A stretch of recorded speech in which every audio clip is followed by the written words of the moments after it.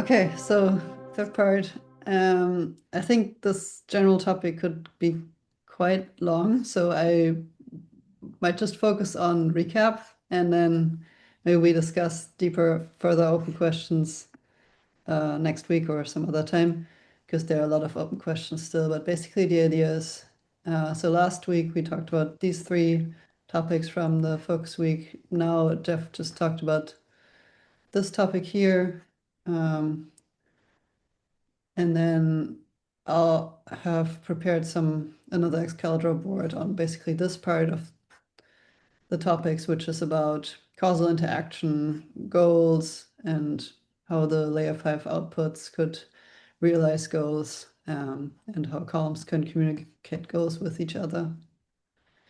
And so, yeah, like I said, there's still a lot of open questions around it, but basically at some point, we wrote down this nine step list, or a bit more than nine steps, of how we can execute a goal.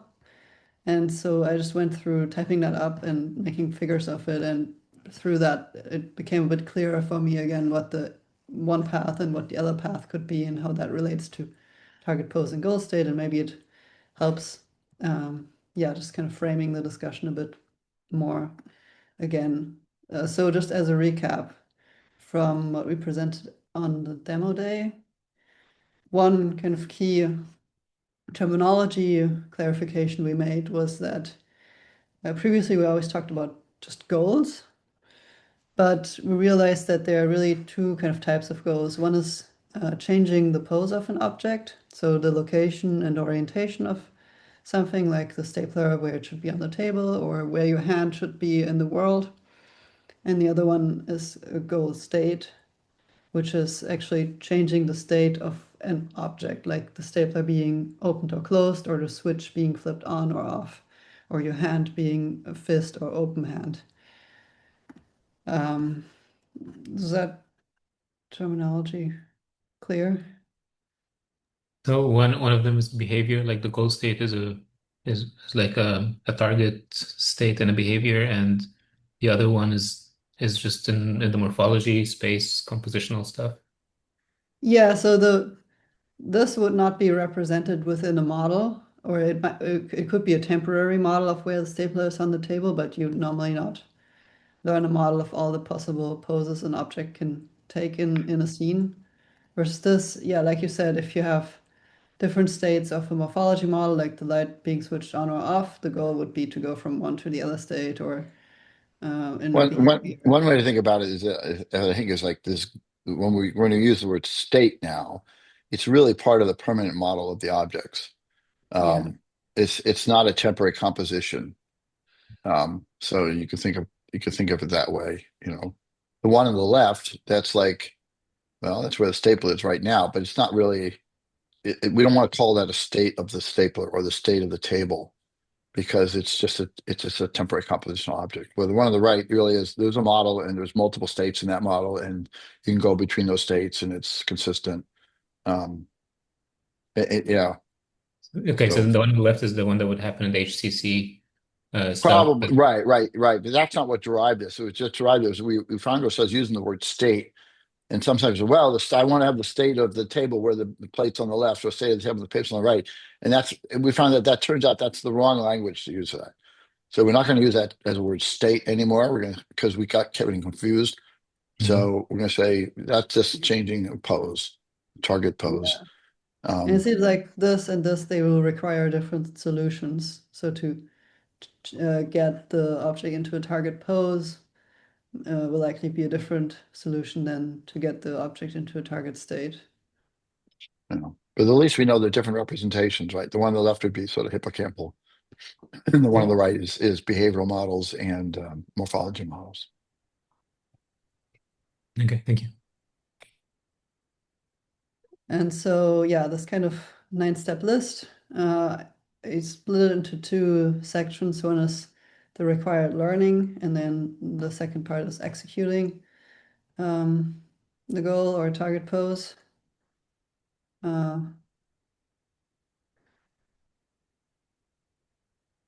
and yeah, basically A and B I don't think we said that during the week, but to me it seems like the difference between A and B is whether it's for a goal state or a target pose. So Which A and B? it's, What B? I'm like sorry, 5B, eight. 5B, or 8A, 8B, 9A, 9B. It seems like we kind of sketched out two paths, two solutions in this. At least that was my interpretation now, after reading through it again. I'm reading again Sorry, now, and it's not as clear. say again what your interpretation was that this could be applied to either goal state or target pose? That path A is basically um, for achieving target poses. That was the Yeah, thing, the common space and calculating the displacement in there. yeah. And then path B would be about achieving a goal state, which was the avoidance path through the motor cortex. Hmm. Um, yeah, But I can start maybe. at the Although, top because I now. guess like in order to move something, generally you need to grab it. For Yeah, and example, so that will involve both. It will involve moving the yeah, hand to the right position, like putting the hand into a target pose, and then right, achieving the goal state of the hand grasping. yeah. Uh, but yeah, I can go from the top, and then you can tell me if you agree with that interpretation in the end. But yeah, we did write this list with A and B, and this is how it was on the whiteboard, and then uh, yeah, Yeah, whether I think it sounds right. they correspond to these, I'm not sure. Yeah, I just kind of it seemed like that to me today. But yeah, starting with the required learning, this is pretty much almost all just recap um, from previous brainstorming sessions. So first, we need to have a morphology model of, for example, the switch, Well, which right, we're talking about the rocker switch here right now, so just be clear because some of the yeah, words in there. right, yes, yeah. Mhm. Um, so that's one morphology model of the switch. Two, we need to learn a behavior model of rocking. That's here. Three, we need to associate behavior model as a child of morphology model. That's this blue line here. Then four, learn a causal association between behavior model and morphology states. That's this green line here. So if we go through the behavior, expect to get into the on state or off state of the morphology. Then 5A, we need to learn a reverse causal association of morphology state, which would be imagined like a goal to behavior. So if I'm imagining the on state, we use the inverse causal link to invoke the behavior of flipping up. So up to there, that was stuff we talked about before. 5B is kind of the new insight that I talked about last week, that we can also learn an affordance, which is a causal association of the behavior or the morphology model to a behavior model in the motor cortex. So that would be this green line here. Basically, if we want to go through the behavior, invoke the pushing behavior in motor cortex, which is also a behavior model, but that one has yeah, subcortical output to regions that control the finger, for example. One way to think about the 5A versus 5B, is that what it was? I can't see it now, but Yeah, was up to now we've been talking about these behavioral models as if there's no actor. They're just like, oh, the switch can be up or down. The switch moves up and down. But obviously there has to be an actor to make the switch move up and down. There has to be a finger or something. And so there's some things in the world that just behave on their own, but most things that we're interested in, it requires someone to interact with the idea. So that's where we had to switch to 5B, I think. It's like, oh, there has to be something comes in here and moves this thing. It just, we have a model of it moving, but who's going to move it? Does that yeah, does that seem like a reasonable, like, that's right. how we, Yeah, because this is really just the model of how it looks like when the switch is flipping, and that motor output really just goes to places that control eye movements, probably. And Mhm. so those two on their own don't seem sufficient, like you said, to actually flip the Right, switch. right. Um, yeah, so is that clears up for the kind of learning setup? Okay, so then second part, and this is, I put it into this picture now so it doesn't get overly crowded with numbers. So step 6 would be someone imposes a desired morphology state, neural method unclear. That is this input here. Someone tells the morphology model, I want to be in the on state. I want you to be in the on state. We talked about that before too. That Then could come from someone saying turn the light on, and the reverse yeah, causality it says turn the light on, there should be a switch in the on state. I mean, so Yeah, there's a it should chain just that be the same mechanism, but just it upstream. right, right. Yeah, I right. think the part of neural method unclear was about how do we distinguish goals from reality. Okay, right. Oh, okay. Right. With like the desired state from yeah. Yeah. Um, and then this is again, I think also we've already talked about several times. Then the morphology's reverse causal association.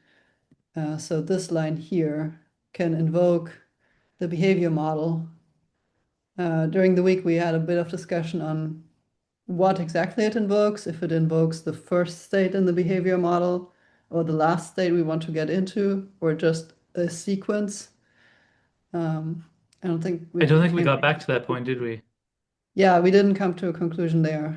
Um, I think we meant to return to it and then got distracted.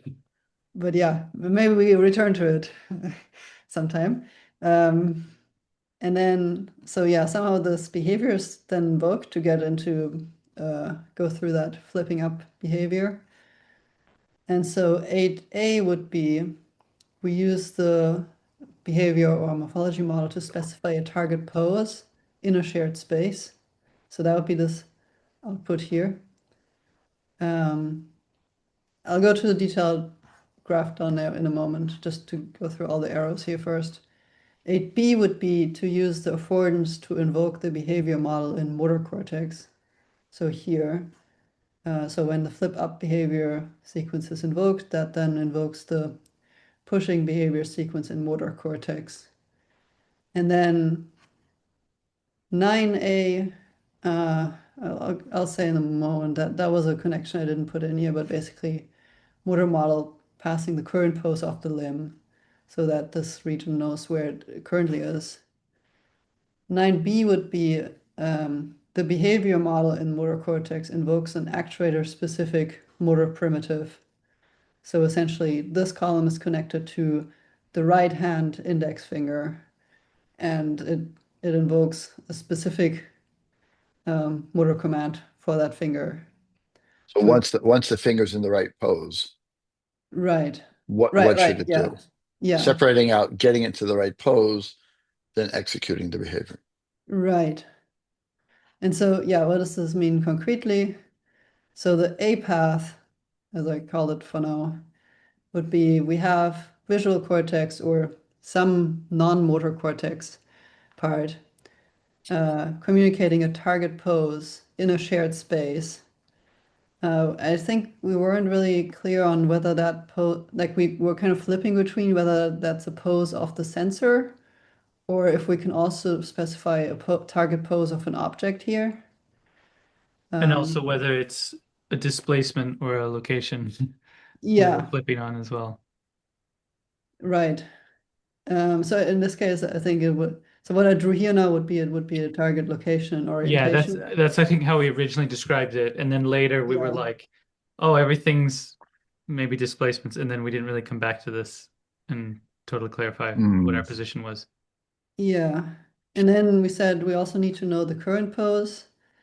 This connection here was 9A, but I think, and we also made a note on that on the whiteboard, I think we said we might not need this and can just rely on the sensory input likely to know where we currently are in space. And where the hand is or the finger is in space. Yeah, right. So yeah, Um, either sensory input tells us where we currently are in space, or motor cortex needs to give us some extra information. But but essentially, you don't need to have the sensory input because often you can reach your hand and hit the switch without looking at it. So right. well, you still get proprioceptive input of how you're moving your Oh, hand. so Otherwise, you're including sensory being proprioceptive. right? Yeah, I assume that was in the motor cortex. Okay, fine. yeah. So yeah, this would basically be what, like either that there's a direct connection or motor cortex gets this input and then knows where the hand is and then tells it to this common space. Motor cortex or like somatosensory cortex? Yeah, sorry, somatosensory. Yeah, That somatosensory. makes more sense to me. Okay. Yeah. Uh, And yeah, and then in terms of the target pose or like um sending a location versus a displacement, I guess like one kind of hybrid that we've sometimes talked about is like this subcortical structure, say if it's superior colliculus, might represent locations, but receive a displacement to move, right. and that maybe would Mm, resolve some of this tension. Yeah. mm, Yeah, so if this one communicates a displacement, it might basically just tell us this red one, and then Right, and then that gives that us gives us effectively a target pose. right. So either way, we would have a displacement in the end that needs to be executed, and that could be then sent to subcortical motor regions that then send actuator-specific motor commands to execute that displacement. And then the idea would be we can use this mechanism to achieve a target pose of sensors, actuators, and objects, I'm not quite sure yet about how we would do that. Yeah. And then the B path is a bit simpler, maybe, especially since we talked about affordances a lot last week. But basically, the model in visual cortex invokes the behavior model in motor cortex, where the model itself then already sends actuary-specific motor commands that like grasp your hand, like or pins your two fingers together, or push your finger forwards with this amount of force. And then that could be used to achieve goal states of actuators and objects. Um, yeah, that's that. Does that capture the main thing, Niels and Jeff? Or I don't Yeah, know. I think that's a nice summary I- of what was a very messy diagram and yeah, discussions. right. And I pick out a lot of these details already, but they're coming Yeah, and I back. think there's still a lot of open questions. Yeah, we then started walking through a bit through like, okay, so what if we want to pick up this object and move it somewhere else? That involves recognizing the affordance of picking up of this object. That can then invoke different behavior models, like you could pick it up with your right hand or your left hand. You take one of these behaviors that, first of all, you need to move your hand in the right position. So that's this kind of location mechanism, the target pose of the hand, and target orientation of the hand. So you change the location orientation of the hand, and then the behavior model from motor cortex would tell the hand to change its state, so to grasp. And I think that's where this picture ends. Then you need to pick it up and move it elsewhere. And that's when we got to the whole topic that Jeff just presented. Right. And what if you need to, I think the example we were talking about was like now you want to move like a plate around something.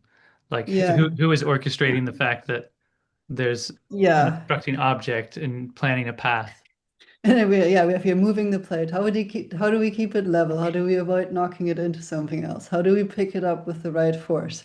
So yeah, a lot of complications that are not in these pictures right now, but Right. I guess, yeah, this is the kind of starting point maybe. That's a great summary.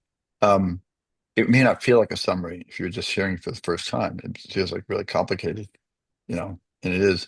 I hope you don't mind. I like sharing thoughts about things like this. So a couple of things here, like, well, all these steps are necessary. These aren't, you kind of deduce that the brain has to do these things. So, that's, it's not like, there's no simple way to solve these problems.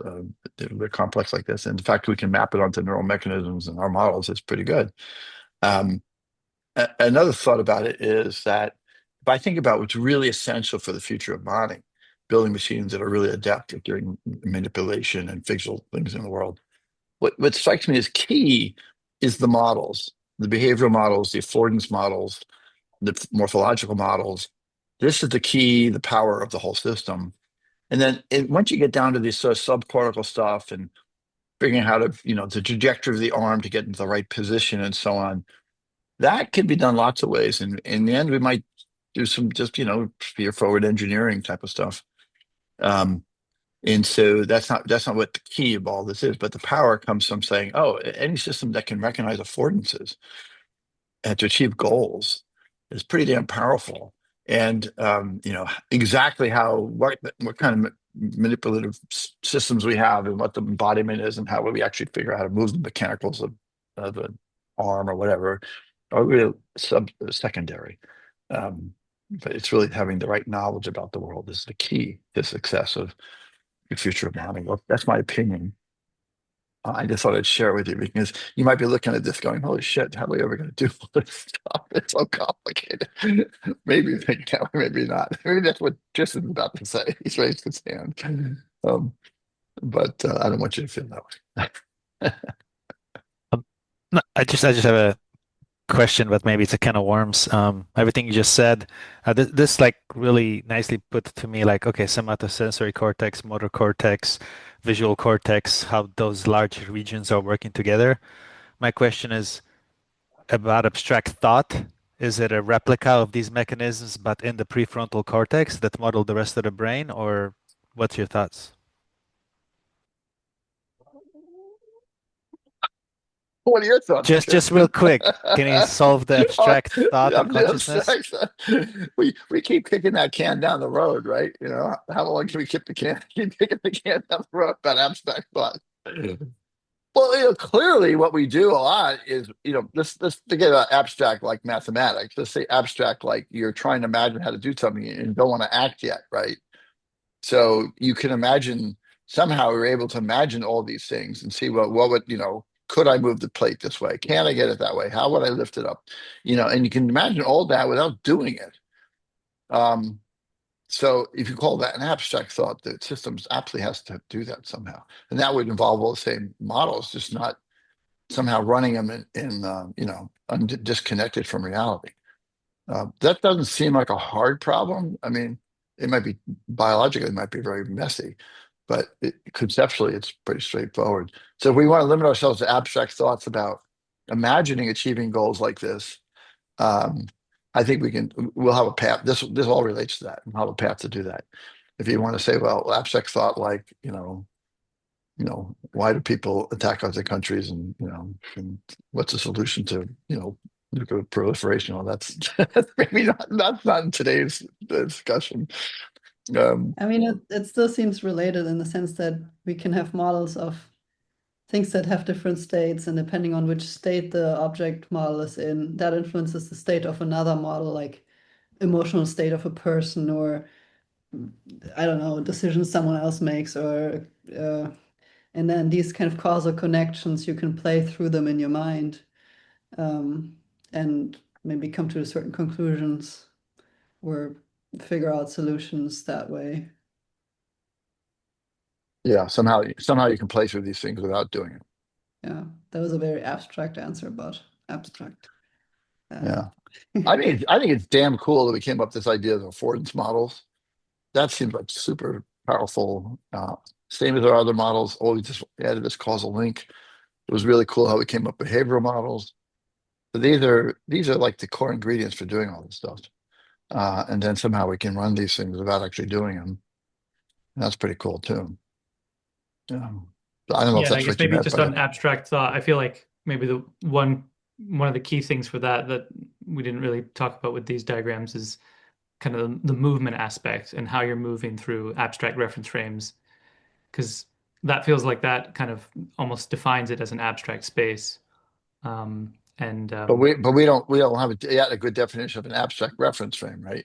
Right. I mean, But that's the at problem. least I think, and probably others are similar, that like a lot of that is going to be a case of like just having the appropriate movement integrated. But then it's the question of like, okay, well, how do you define that movement? Where does that come Right. from? But There's still a big gap between physical objects and physical hands and physical fingers manipulating physical things and switching to like, yeah, it's the same mechanism for mathematics. Well, yeah, Right. but there's still a gap there. Yeah, definitely.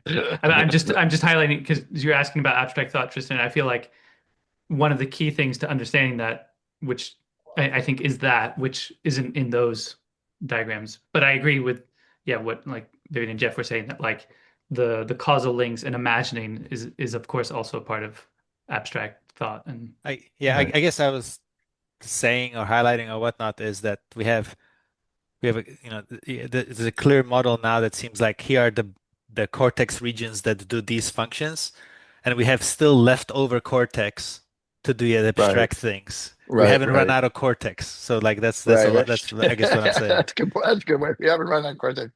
Right. But if I think about what's going to make money a success, I don't think we should be shooting for creating a mathematician. We should be shooting for creating a system that can manipulate objects and tools and achieve goals fluidly. Um, that's going to be that's our breakout space. And so we can sit around the coffee table talking about mathematics and stuff, and it'll come. But I think, and we can every day look, every once in a while, we can ask ourselves, have we come any progress on abstract thought? But I think the fact we're making progress on these other what seem mundane but very difficult problems um, is we're going in the right direction. Yeah, we just need a rat with opposable thumbs. I suggested to Vivian, maybe Niels too, I can't remember, that sometime in this year, we should really sort of pick a target space for, I mean, just like we're doing with the ultrasound, that was pretty cool. Um, but something more, manipulative that people could relate to more, like flipping switches and turning things on and moving things on tables. And I mean, we're getting all the pieces for this. It's not together yet, but that's the stuff that, I think we can uniquely surprise the world with.